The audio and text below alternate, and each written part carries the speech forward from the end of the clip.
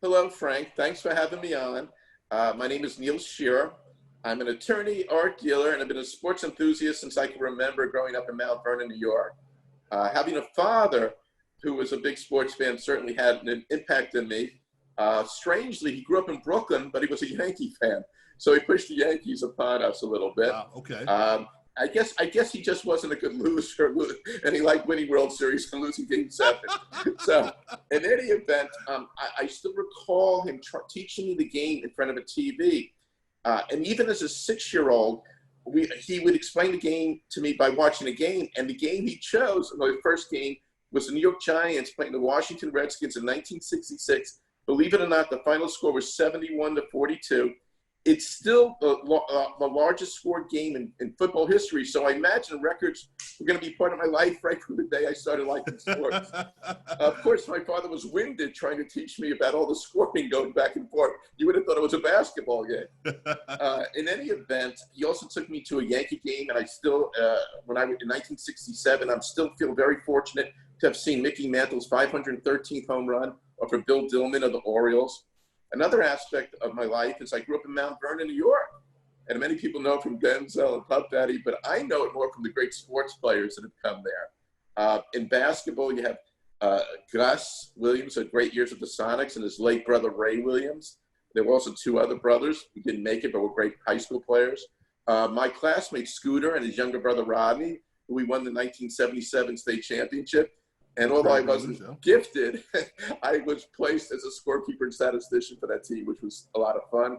Later, guys like Kevin Jones of West Virginia and Ben Gordon of Connecticut, and even Isaiah Cousins, who had a nice run with Oklahoma recently, all Mount Vernon kids. So I was really fortunate to be able to play with these kids after school and things like that.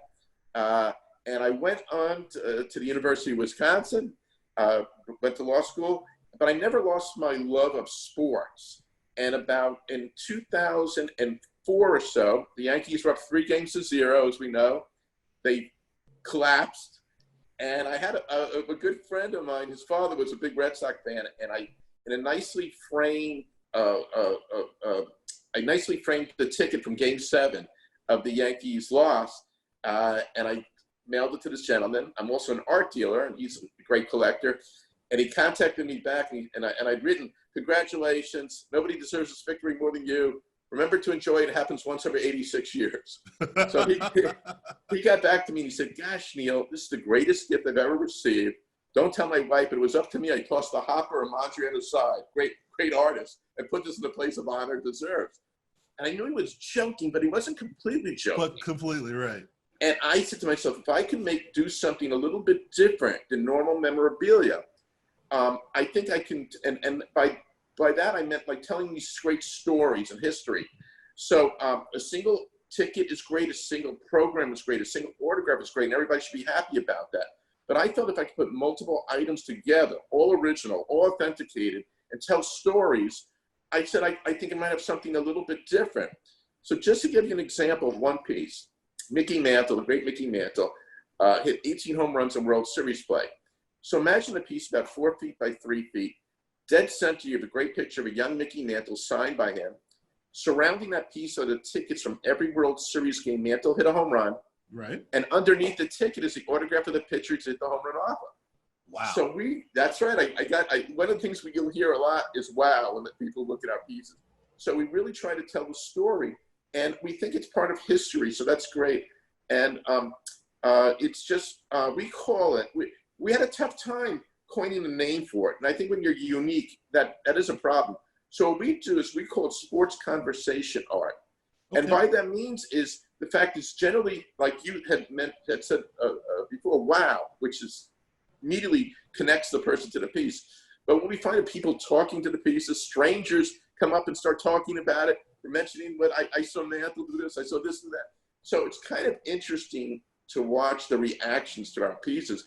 And it's not just from the sports world, which was a given.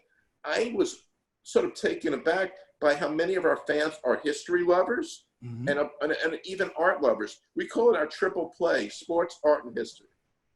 Well, it's one of the things we were talking about off the air is that we're all connected some kind of way to most everything.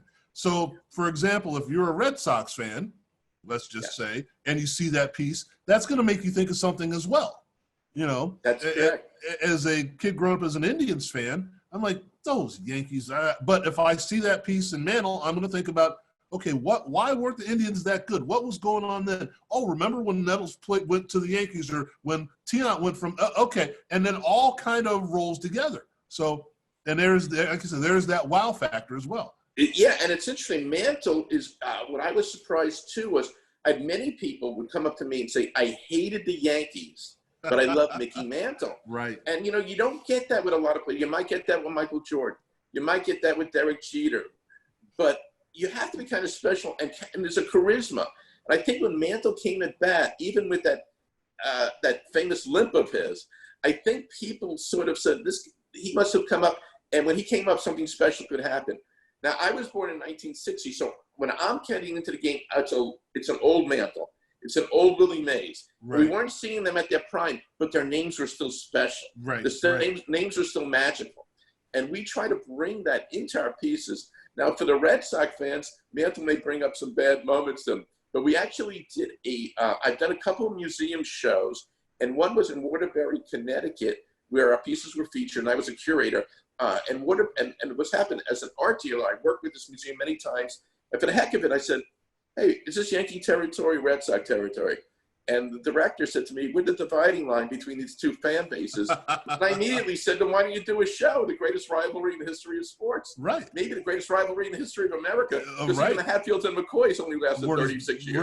Right, right. So anyway, 2 weeks later, I get a phone call, Neil, we think it's a great idea, but we're only going to do it if you're the curator. I'd never done a curator job before like that.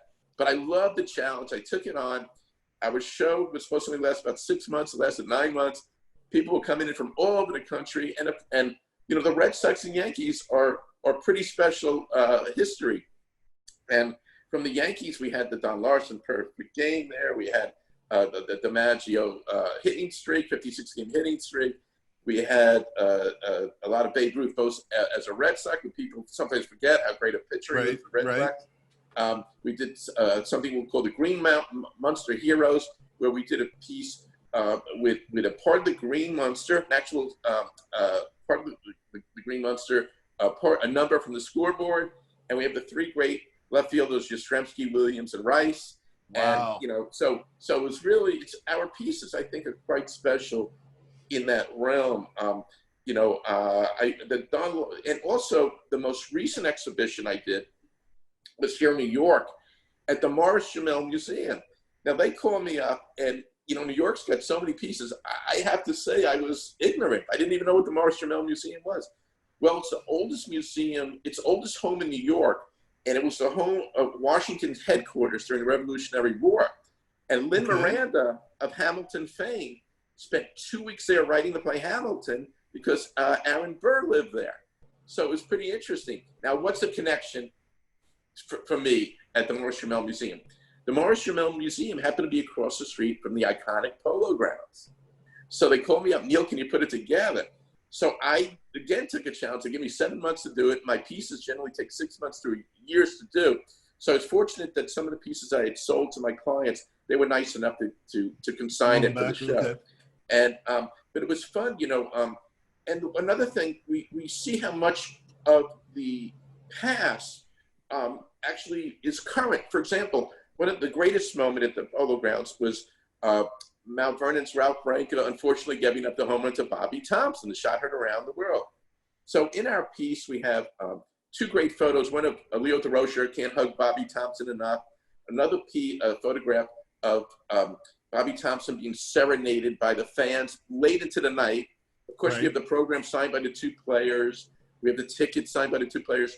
Now, a lot of people forget that it was a 2 out of 3 playoff. It wasn't a one-game playoffs. So they split the first 2 games, and Bobby Thompson hits a dramatic home run off of Ralph Branco. And the odd thing was that Thompson hit a home run off of Branco in game 1. So why did we bring Branco in? Anyway, why it's important is generally just talking about it as that is enough. But what happened right before the virus situation was the big sports talk was the Houston Astros sign stealing scandal. Well, when did the sign stealing scandal first erupt or happen? Was in 1951, during that particular summer, when the New York Giants used a telescope in dead center field. Leo DeRocher, who said nice guys finished last, probably figured nothing to lose. They were 13 and a half games out of first place August 1st. He knew this guy named Shentz, who was a utility player, but he apparently did the same thing for the Cubs when he played for the Cubs. Said, I have a telescope. They make this elaborate buzzer system in dead center field where they're able to have a buzzer go into the bullpen. So if it was a fastball, they would buzz it once. If it was a off-speed pitch, buzz it twice. But you still got to communicate it to the catcher. Right. So then Sally Vars, a backup catcher, would, based on how he would hold the towel, either would throw it up once or twice, would indicate whether it's fastball or curve. So it's, you're thinking, unlike today where pitchers take 35, 40 seconds sometimes throw a pitch, back then it was a faster game. They had to do this within like 15 to 16 seconds. So it was pretty interesting how it was. So I've always felt that if Major League Baseball, although it was very close to the best in 1951, they didn't talk about it. But by 2000, it had become pretty much well known that this didn't indeed occur. Maybe if they put an asterisk or something to that effect, showing that the World Series, that particular playoffs was tainted, maybe, just maybe, it would have had some effect on the Houston Astros players when they wanted to do it. Well, I don't know. Well, the thing about all these things, this is my opinion only that I'm using, is that it's not illegal until it's illegal.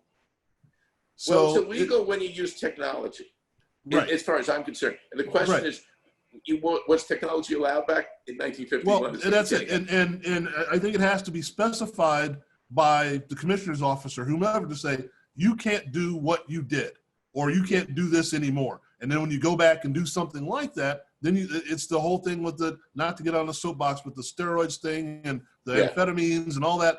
If it's not illegal, it's not illegal. Is it right or wrong? That's a whole nother story. But once you get to the point where you say, okay, we're going to punish you for something. Okay, let's use Barry Bonds as an example because that's the best example to use. Yeah. Okay, Barry Bonds is not in the Hall of Fame. Should Barry Bonds be in the Hall of Fame? That's a matter up for the sports writers. That's who votes on it. Doesn't matter what my opinion is. Doesn't matter what anyone else's opinion is. It's a matter of who votes for it. But the hypocrisy of the thing is, you voted him to be MVP 7 times. 2 or 3 of those times was after you're suspecting, or probably suspecting, hey, he's got a lot bigger. We'll still make him MVP. Well, now you can't go back in time and go, well, yeah, we made him MVP and almost unanimous, but we can't put him in the Hall of Fame. Same with Roger Clemens, the same basic thing. 7 Cy Youngs, but we voted for him for the Cy Young, but we didn't suspect anything then, and now he's not in the Hall of Fame. But it's the same scenario, that if it's something that's illegal, I have no problem with it. You broke the rules, But you want to know, it's a good point. But sign stealing is an art form if done without technology. Right. For example, and there were some great players who were able to, based on the idiosyncrasies of the pitchers, pick up signs, and I think that's brilliant and should be commended. And I don't see any problem with that. That's just using cerebellum.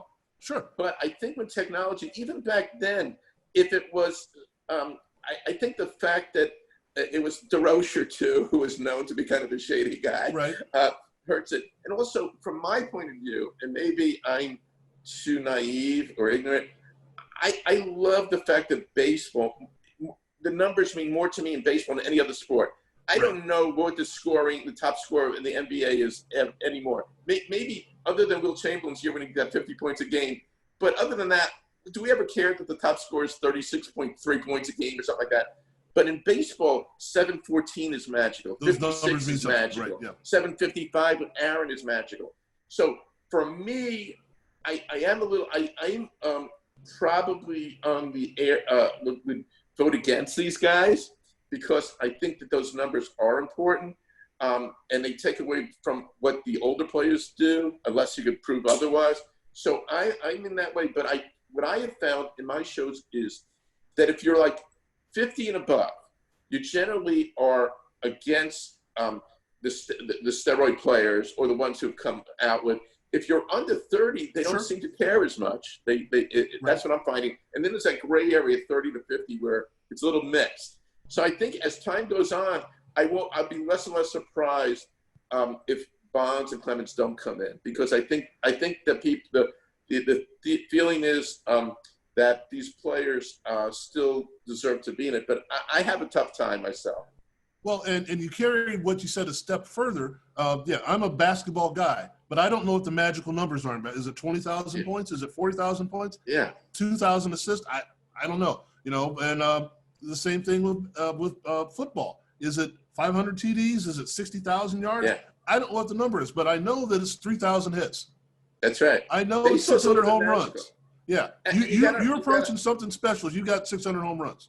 Yeah. Now those are great. And also with the Polo Grounds, it's interesting. When I did the show, what I recognize is that Ebbets Field in Brooklyn is given a lot of attention, and it should. It's the voice of summer with Jackie Robinson. Those guys. The Polo Grounds, for some reason, I think it's short shrift. And what's interesting about the Polo Grounds, it wasn't just the home of the New York Giant baseball team. It was a home of the New York Giant football team. Right. It was a home of the New York Jets. It was a home of the New York Mets. And the Yankees don't become the Yankees until their first year at the Polo Grounds in 1913.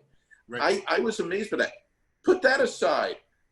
Some of the greatest fights of all time. Dempsey Firpo took place. Con Lewis.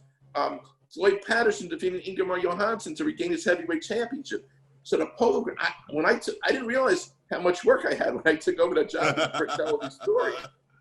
Now, another thing that was interesting is bringing it to current events. I did a piece on the 1938 New York Football Giants championship. And again, it was very interesting. When I put it together, I got the tickets from all the games. I got the programs from all the games. I got the autographs from the championship teams. I put the roster there because I like to show the size and what it is today and what it was then. Right. But what's interesting was they played teams called the Pittsburgh Pirates and the Brooklyn Dodger football teams. Now, people think of the NFL as some dynamic, powerful enterprise, which it is today. Back then, it was a fledgling league. Right. And we're picking back off of the more prominent baseball teams to try to get fan recognition and bigger and get more people there. What's interesting, the Maris bought the New York Giants in 1925 for the unbelievable sum of $500. It's worth $3 billion.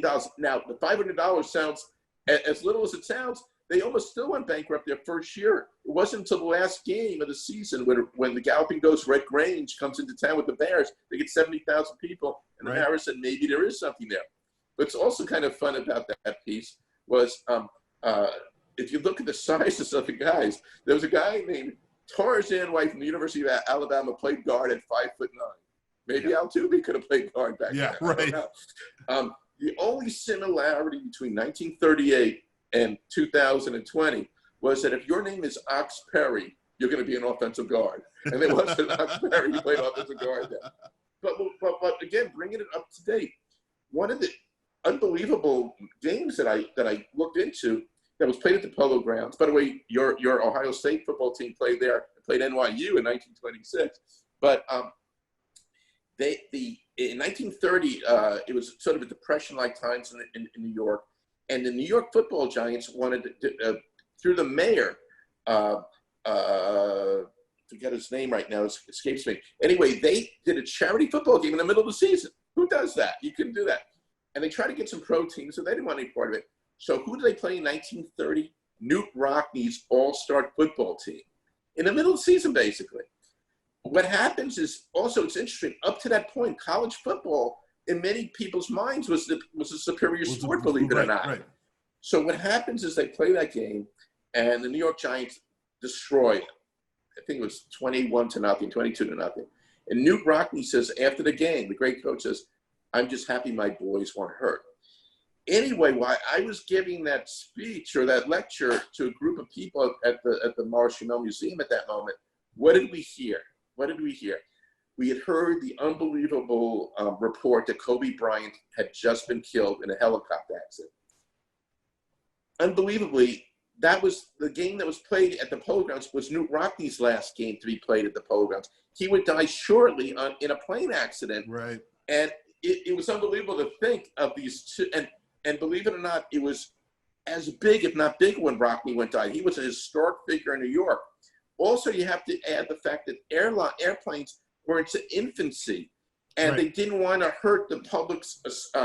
They didn't want to make the public more nervous than they were. So Hoover actually gave a speech, not just the president, not only complimenting the importance of Newt Rockney and giving him the proper respect, but also bringing up how safe the airline industry was. So I thought that was an interesting connection between the two, although very sad. Well, it's funny how you get perspective on things when you look back in the past and you think, okay, we don't remember this happening this way, but this is how it happened then. And then, like you said, you're looking at the size of the players on a roster for the Giants. You go, these guys couldn't play in junior high now. But that's besides the point. And when we look at how we transfer from era to era, that's not the important thing. It's how do they perform in that era, and then again, how does that relate to what we do now? So, like I said, the correlation between Newt Rockney and Kobe Bryant, very important.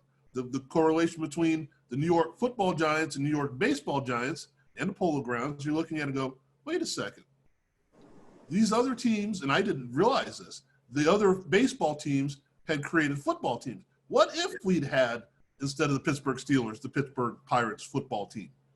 What if we had that? That's an interesting thing to think about, you know? Yeah, well, it just shows you the connection. And by the way, often they were not real, although sometimes the owners owned both teams, many times they didn't. So I've always learned from a legal point of view, the New York Giants, even today, are often referred to as, and they play in New Jersey, by the way, but they're often referred today to the New York Football Giants. Right. You often hear that because that was how they were incorporated as that. Now, a couple of other interesting pieces. I could talk all day about my pieces, but during our last show, Don Larson passed away, and he had the one great day in World Series history. Or he was a nice pitcher, but he certainly, without that perfect game, I don't know if we ever talk about Don Larson. Right. So what do I have in my piece? We have a full ticket, which is very rare. Somebody did not go to that game. By the way, tickets back in the 20s, 30s, and 40s had so much character. Today, often you get the crummy little sheet of paper from StubHub or something, which it takes away. Because going to a game, the ticket in the program to me was always part of the deal. We have the program scored by the program. Now, who scored my program, or who signed it, I should say? Who signed my program? A guy named Ed Sullivan. So the question becomes, is it that Ed Sullivan? Or it's a common name. Anyway, we got photographic evidence of Ed Sullivan signing programs at the game. He was actually a sports writer at the game. And people just marvel at that. We also have, this to me was one of the most, by the way, in my pieces, some of my items could be very expensive, $5,000 or $10,000. But often, sometimes the piece, the image, or the or other items that are important or that capture the attention are not necessarily an expensive piece, but I just think add to the piece itself. For example, we have a photo of Don Larson signing a baseball after his perfect game to a gentleman named Walter O'Malley. Now, Walter O'Malley is the owner of the Brooklyn Dodgers. Generally, that's called a humiliation, having your team lose a perfect game. There he is with a big smile on his face as he's getting the ball from Don Larson. I cannot see George Steinbrenner asking Pedro Martinez for his autograph. And Martinez had done that before. And the other pitcher had embarrassed the Yankees. However, in retrospect, I thought about it. Maybe this is showing us a little bit of Walter O'Malley's savvy, business savvy. Although he breaks the hearts of the Brooklynites a few years later by moving his team out to Los Angeles, he's bringing – nobody could deny that the Los Angeles Dodgers is not one of the most profitable franchises in sports history. And Mr. O'Malley may have known the value of that ball he was getting from Don Larson, and just as well maybe given us a little insight of why he was moving the team to Los Angeles. Well, and we'll touch on that in a second, but let me ask you this question, because you've brought up a lot of things. Is putting a piece together, is it, okay, I have this stuff and I'm going to put it in a piece, or it's now I have to become a history detective, and what if what I find is what's going to go in the piece? How do you come up with a full ticket to a game that everyone wants a full ticket to. Well, it's more the latter. It's more like something comes to me. Where do I get my pieces? I get it anywhere from the garbage pail in front of your house to the top galleries in the country, to auction houses, to people contacting me. Also, being an attorney, I do my due diligence to make sure the pieces are right. We use a guy named James Spence as our authenticator, who's used by Major League Baseball. So it's a whole process. And sometimes I have an idea of what I want to do, and I start, but sometimes something comes into you. For example, we'll get to this later. One of the pieces, sometimes, and I said sometimes these things take 6 months, sometimes they take years and years. I was gonna show this to you a little bit later, but I'll show it to you now. Here is a ticket that I was able to acquire. I've been working on for about 6 years, this project. And this ticket is, I think, from the greatest single game accomplishment in sports history. Would you have any idea what I'm referring to? Think of all sports. Wilt's 100-point game? You got it. Here's the ticket. Can you see it? I don't know. Go more towards there you go. Okay, that's a ticket. And where was the game played? Hershey, Pennsylvania. 4,023 people came to that game or something like that. I was fortunate to buy this at an important auction. I think I got and these can go from anywhere from, I've seen them from like 8,500 to 25,000, just this ticket. So what I am doing to show you how, and by the way, for most people in the memorabilia, that's enough. I'm going to just flip it and make my money. And that's probably smarter, because what I'm doing is getting the program, getting the autograph from every player who played on the team from both teams. I've got the banner that was over Hershey Park. I'm getting articles. I've got a piece of the floor from Hershey Park. So you can see I am telling the story. And that's why I think it makes us different. Another thing is we're being commissioned. A guy came over to me and said, I love what you did, Neil, but my favorite player is Walter Payton. So he says, can you do Walter Payton? I said, sure. So I said, give me a week. I do the research I can, all the way from his beginning at Jackson State to his final game with the Bears, him breaking different records during the thing, Jim Brown's record, his Super Bowl and all that team and all that stuff. So I give all my ideas. We come up with a price. Generally, my pieces are from $5,000 to over $100,000, because I mean, just a ring could be like $30,000 or $40,000 if they wanted that. But I would say my range is generally, and I want to be in a comfort area for my people. And generally, the price range from like $15,000 to $45,000. Generally, my pieces go for that. I can't afford my own pieces, by the way, just let you know. but I love them. And incidentally, when I first did this, my idea was to keep it myself. What happened was, I'm an art dealer, and I have a broker who, when she would sell her pieces, would take one of my art pieces and incorporate it in the room. So what happened was, one of the first pieces we did was a work on Roger Maris' 61 home runs, 61 breaking Babe Ruth's record. We had the autograph of every pitcher in a home run off of, from Paul Foytak first to Jack Fisher 60th and Tracy Stallard 61st. And we have everybody else. So she put it there and she said, Neil, I can't believe it, but nobody cared about the room or the apartment. They were just marveling at your piece. And she said, can I use this more? So they wanted to know if it was for sale and stuff like that. And that's when I started to think, maybe I have a little bit of a business of this. But I think because I love it so much, it has to be good enough for me. I think my clients appreciate that. Now, okay, now I'm just dumbfounded. How do you, I mean, first of all, you have to make the list. And then you have to say, all right, that was in 1961. Yes. How do I find, obviously a lot of those people are no longer with us. Most of them are. Yeah. How do I find them and then find the autographed ball of maybe a pitcher who wasn't autographed ballable? Yeah, you know, it's a great question. That's part of being a detective, and that's part of the fun. It's also part of the frustration, because a lot of times we're fortunate sometimes to get these autographs. And by the way, quite a few of the autographs are not that expensive, but they're hard to find. Some of these guys probably pitch 1 year or 2 years. Sometimes we find out their address and we send it to a family member. Do you have a check from your uncle? Do you have this? Sometimes we're lucky and they're out there at auctions and things like that where we get them. But it is a time-consuming thing, and I think people recognize it. For example, you can look at our pieces in two ways. the memorabilia people will probably like to sort of categorize and itemize each item and come up with a value. Those generally will not be my buyers. However, the people that realize the value goes exponentially as you add more things, which is my argument, and the time I put into it and getting it authenticated, Right. and the fact that if it's not one of a kind, it's likely to be pretty damn close. By the way, I don't know if you can see the piece behind me at all. Mm-hmm. Just to let you know, that piece revolves around Roger Maris again and his 61 home runs. On the upper left-hand corner, if you could tell, that's Roger Maris as he hits home plate after his 60th home run, being greeted by the first black Yankee, Elston Howard. Imagine touching home plate at that time, knowing that you're tied with Babe Ruth. I mean, that's pretty amazing. Yeah. The upper right corner is showing the ball, the bat being swung at the exact second he hits his 61st home run that breaks the record. Unfortunately, I still have a bridge behind you, so. What's that?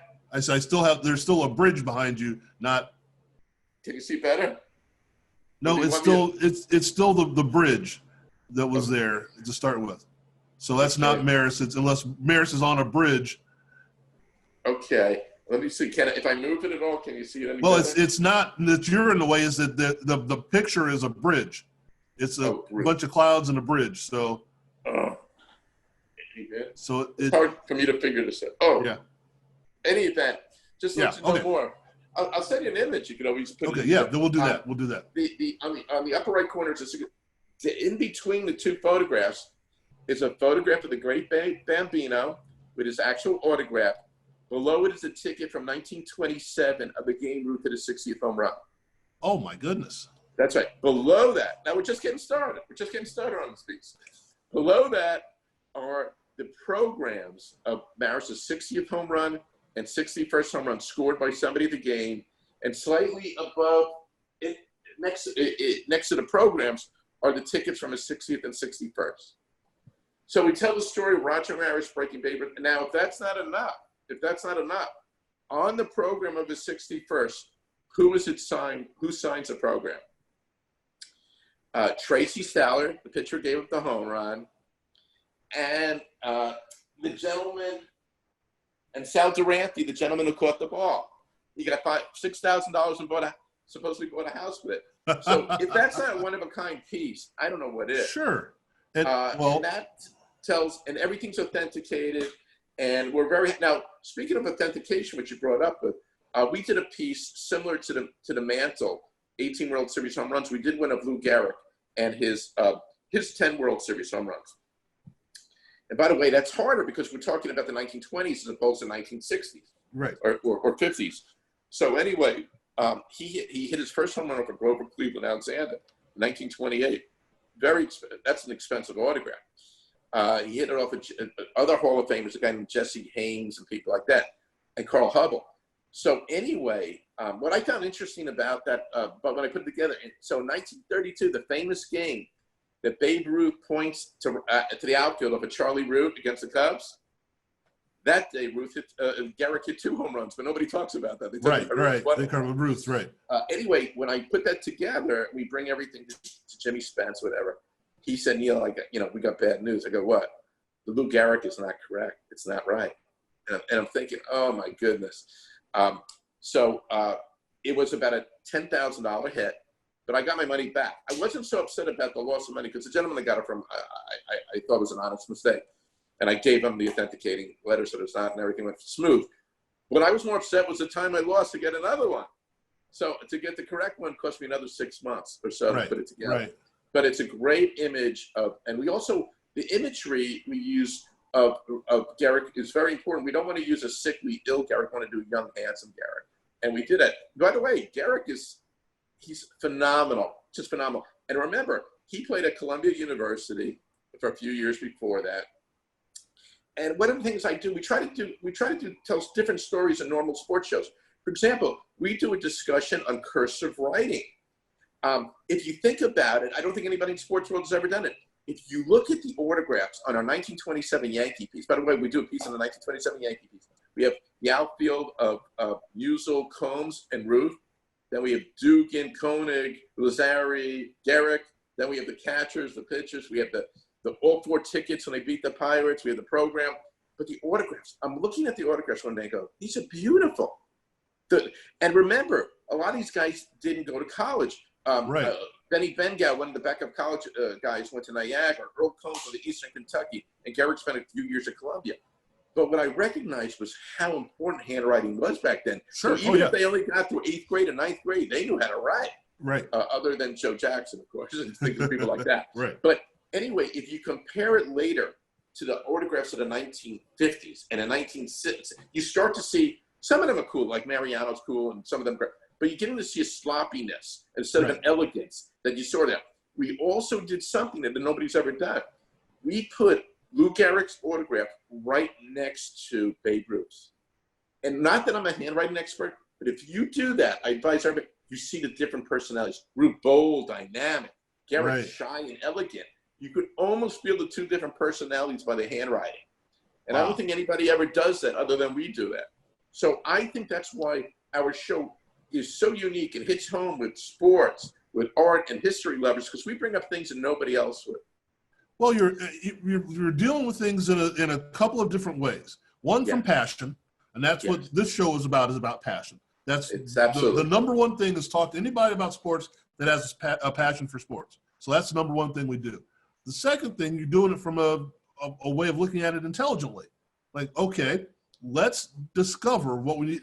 Who thinks to go back and find a picture of Ed Sullivan signing autographs? Oh, huh? Well, we need to make sure this is legit. Now, this is the age before selfies. Yes. Where do you find that? I got lucky, and a lot of it is luck. But it's luck that you create yourself by hours and hours and hours of research. Right. And I happened to put in, I think, in a Google search, Ed Sullivan, Don Larson, or something like that. There's one thing from law school that I still take as my research skills. And I couldn't believe it. There he was. And it's a great photo, too. And I'll send it to you so you can see him signing my piece.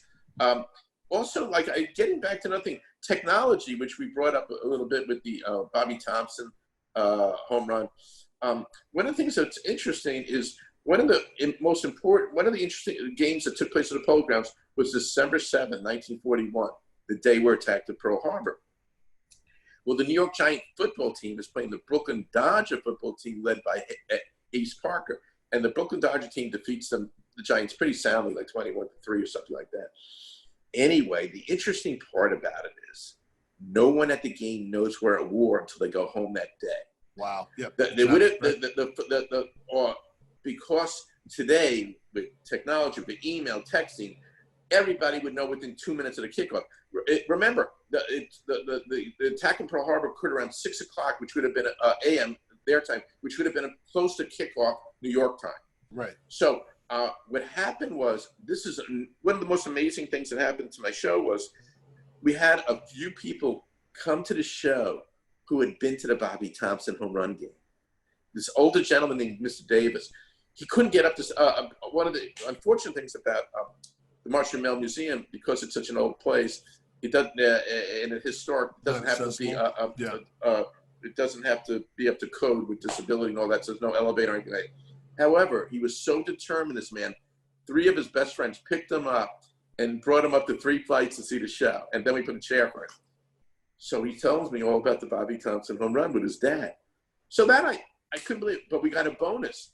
Here, by the way, is another item I'm going to give you to look at. I have a ticket from the Giants playing the Brooklyn Dodger football game in 1941, that football game with 55,000 fans. Mr. Davis was at that game too. So anyway, wow. I asked the gentleman, what do you remember about it? He says it was a game we got killed. Yeah, obviously he was a Giant fan. But he said something, and I looked up. He said, at halftime, they said, Regiment 37, please report to headquarters. Or Regiment something like that. So although nobody knew what was going on at Pearl Harbor, there were hints. There were some hints out there. But how could you even think about that, even if you heard that? I mean, there's no way you're going to think of that. But it is, I mean, it also says something about the times that you're going to be recalled during the middle of a game, and you go, game's over, got to go, you know. Yeah, you would have thought, today, almost certainly, the whole stadium would know. It would whispers and all that stuff would happen within seconds, and people have the cell phone. I think my father in the 60s used to bring a transistor radio to hear the Giant football games and things like that. But I'm not, even then, it's got to be broadcast, right? But I thought it was, so again, we bring up so many different facets that other people might not bring up in most sports shows, and I think that's what resonates. I hope, by the way, just to let you know, if you have any connections, I sent a few ideas to some of the hotels and casinos in Las Vegas, because I think our show would be a natural out there and be benefit to our hosts too. What I've done in the past was, for example, when I got started and I didn't know what I was doing, my first two pieces, ABC News, it's about 8-9 years ago, was running a thing called Made in America, push Made in America, because it's good for the American employee, it's good for the American worker and all that stuff. So I went up and down Madison Avenue to the American-made companies. One of them happened to be a company called Steuben Glass, which many people think is a German company. It's actually out of Corning, New York.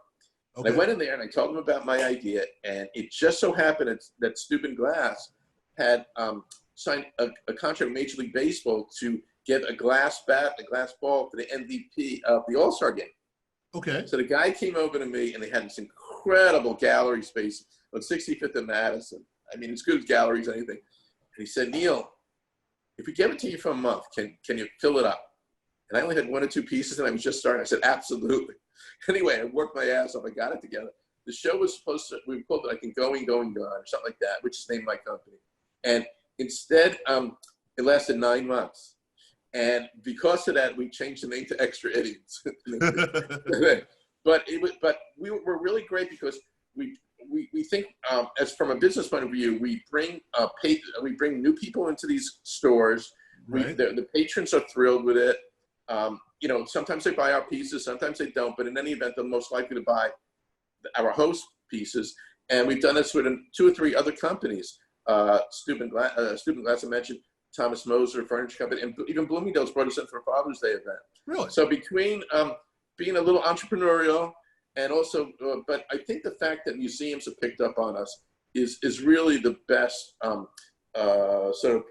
evidence of how special we are. Well, now, actually, let me do my job for a second. Sure. I'm sorry about that. No, I'm being silly. The idea of, first of all, when you're commissioned for a piece, yes,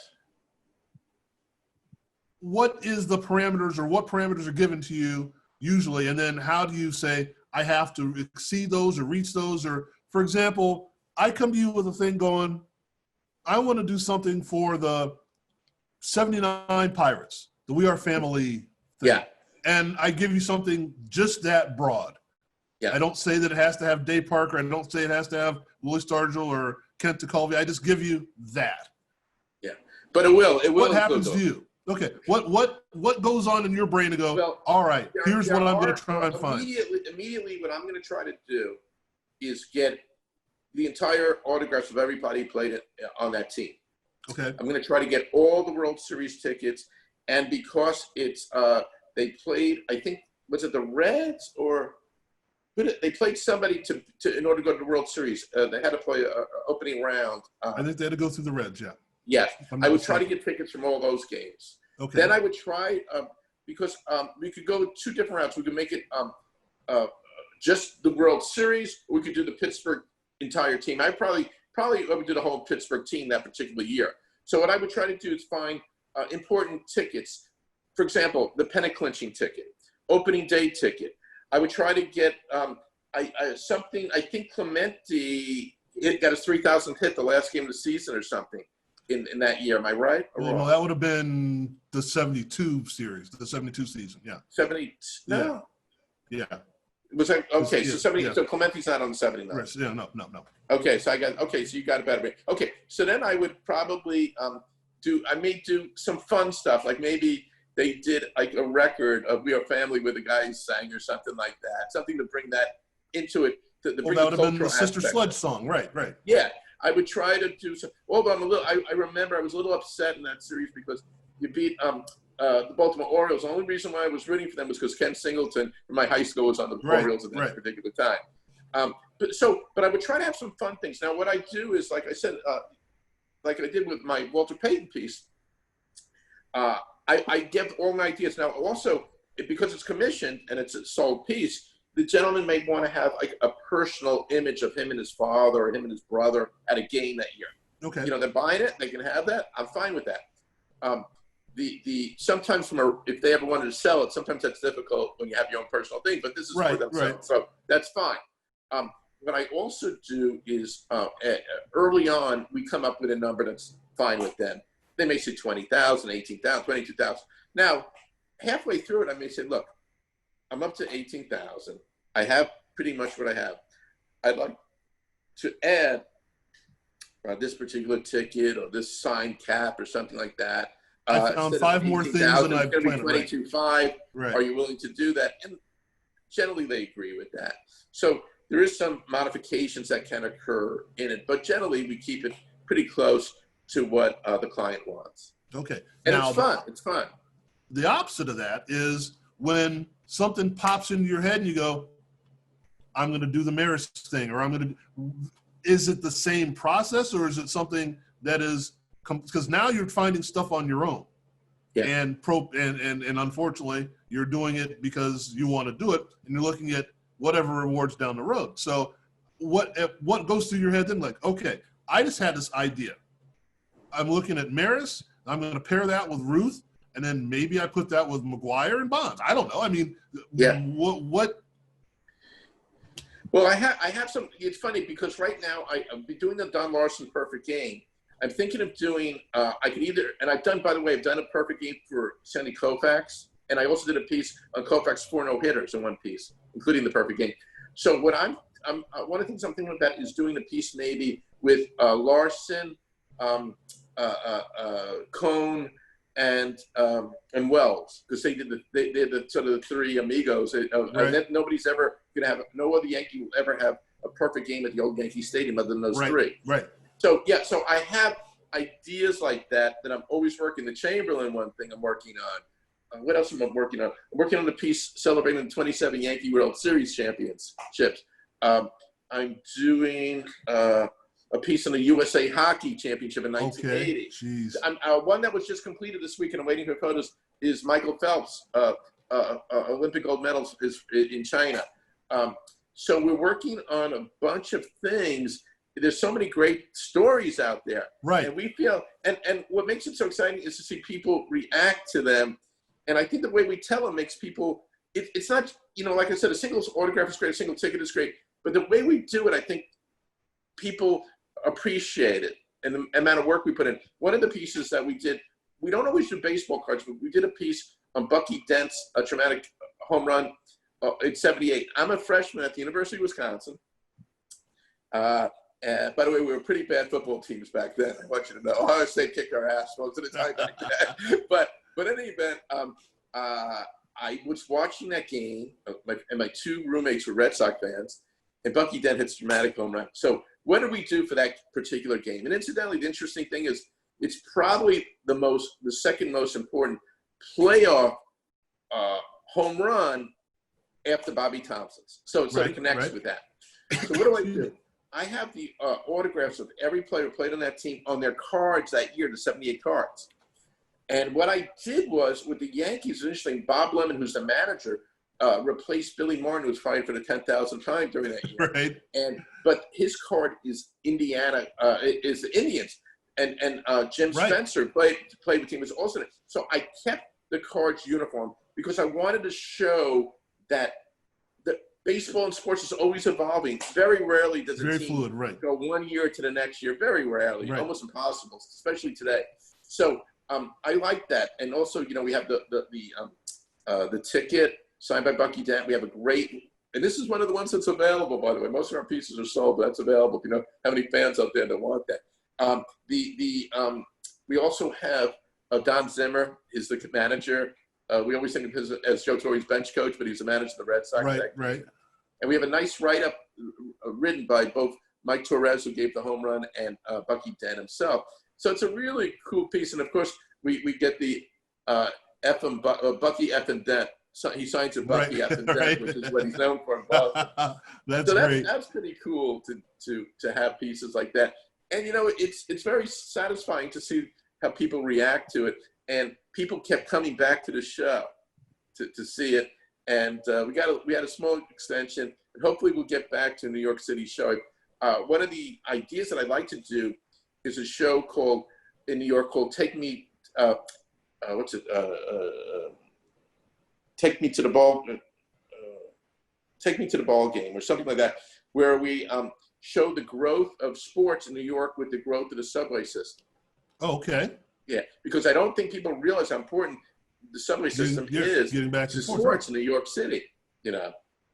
Take me out to the ball game. I can't believe that's what I mean. Take me out, which of course is nothing original, but the way I would do it would be original, because what I would do is have my pieces next to, let's say we're talking about the 55 Dodgers at Ebbets Field. Have my piece. I did a great piece on the 55 Dodgers where we had the autograph for every player. We had the tickets for all 7 against the Yankees. We even had, this is a cool thing, we even had a sheet showing where the players lived. And most of them were roommates because they weren't making money, and they lived very close to Ebbets Field. Sure. They didn't make money like today. Right. So what I would do is have next to the piece a photo of a vintage train or subway car from that time, and then have people write their stories of going to the Ebbets Field with their father or to the game. Because I think they all, because when you think about it, in New York anyway, I mean, some people drive, the first moment of that day, of that event, is when you set your foot inside a subway car going to the game. And I think that's kind of an interesting way to look at it. And I could see the story of riding on the train with the players to the game. Yes. Or at least riding on the same train with the player. Yeah. Sometimes that happens. It's like, yeah. Well, like you said, they live today. Once in a while, you hear a player does it, but it's more of a novelty. Back then, they did it because it was a normal way to do it. They like you said, they didn't have any money, and they lived that close, right? Wow. Okay. So I'm always coming up with ideas, and I'd like to incorporate them. Hopefully, I think it would be great to come and see you in Las Vegas. It would be great to bring my show out there. So. Well, the concept that this is why I know this works, because I remember the first time, and I was 13, I think maybe, we went to the Smithsonian Institute of Natural History or Natural Art or whatever the heck it was in D.C., going to visit my brother who was in the hospital at that point. And I realized that it's not about the one piece or the one thing. The thing like the Spirit of St. Louis, the Lindbergh plane. It wasn't just because you had the plane. It's because you had the plane and the story and the timeline and the graphics and the So if it was just the plane, you will walk up and go, hey, nice plane. And then you turn around and go someplace else. But it's like you have in one piece, 17 pieces. Yes, right. Sometimes, and I think what's interesting is like you said, I hate to say so, the memorabilia in a sense can be a little bit boring. You see a ticket, let's make. But the way we do it, we think it's exciting. And memorabilia people come up to me and go, Neil, what you do is just too much work. They want to get their piece and flip it and then to go to the next thing. Right. And they're probably a lot smarter than me. So, memorabilia people will sell, 10,000 Derek Jeter autographs for $123. I'm really one of a kind. And although my pieces aren't inexpensive, I think they're special. But you know what? I was looking at some auctions recently. Lou Gehrig uniforms going for $300,000. Babe Ruth bats going for $1.5 million. And maybe and they could actually be cheap. So my pieces, which tell stories and you can actually show to your people, to your friends, your neighbors, at $30,000 to $50,000, I think they have a market. But if you have a man cave, let's just say, and you have the Wilt Chamberlain ticket and it's stuck on the wall, people are going to come in, hey, that's pretty cool. Where's the dip? That's about the extent. I mean, it's a great piece. Don't get me wrong, that's fantastic. But you can only look at it for so long, and then you may say, well, I wasn't at the game, but Wilt Chamberlain's one of my favorite players, blah, blah, blah, blah, blah, blah. And 5 minutes later, you've exhausted the conversation. Yeah, that's why I think our piece. Yeah, it's a conversation. Well, it's again, okay. What is it called again? Sports conversation art. Right, exactly. I think that, it's a little bit long, but I think it kind of. No, it's perfect. Do you? I'm glad you like it. It's perfect, yeah. I had a tough time coming up with a term for that. Also, again, I come from the art world, and I don't come from the memorabilia world. I work with Hudson River School Art. I work from Albert Bierstedt, if you know, all the way to Basquiat, and I'm into modern contemporary art now. So our presentation is very important too. It's like a piece of art. Now, we've had some people who are kind of on the quiet side, don't like to be well known.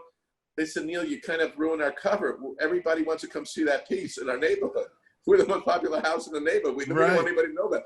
We've had businesses who have rented our pieces and then ended up buying it. So, Neil, first of all, it's great for morale for the business. Second of all, we get more clients. They love it. And we're a big believer in win-win-win situations. Win for our guests, win for the patrons and visitors, and win for ourselves. So we think that's we're the perfect guest. Well, and as I've said any number of times, this is about passion. And obviously you have passion for what you're doing. So Neil, okay, do me a favor.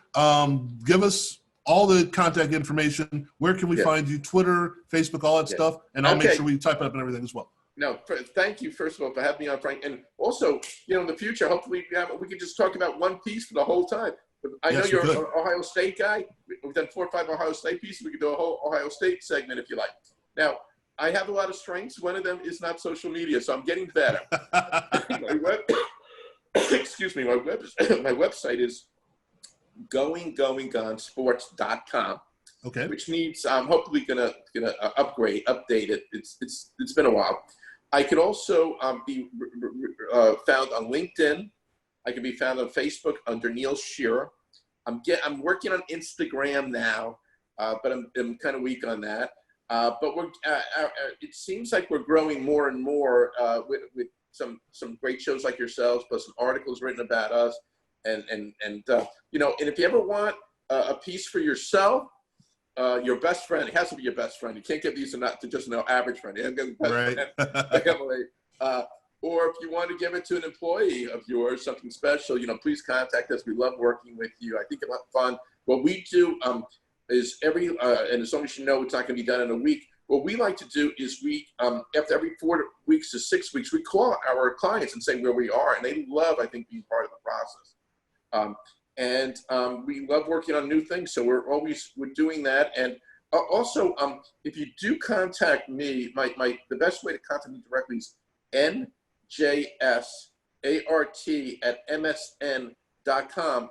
Then I would be more than happy to send you some of the video tours from our museum shows, and you can get a good view of our pieces that we did and a little bit more of the show itself. Okay. Neil, thank you very much. This has been great talking to you. Wow, this has been great. And like I said, it's the passion and the expertise as well. So thank you very much. I mean, we only did about 10% of my items, and I think that's so I don't want to tire you out. It's just early in the day. Thank you. Okay, have a great day. You too.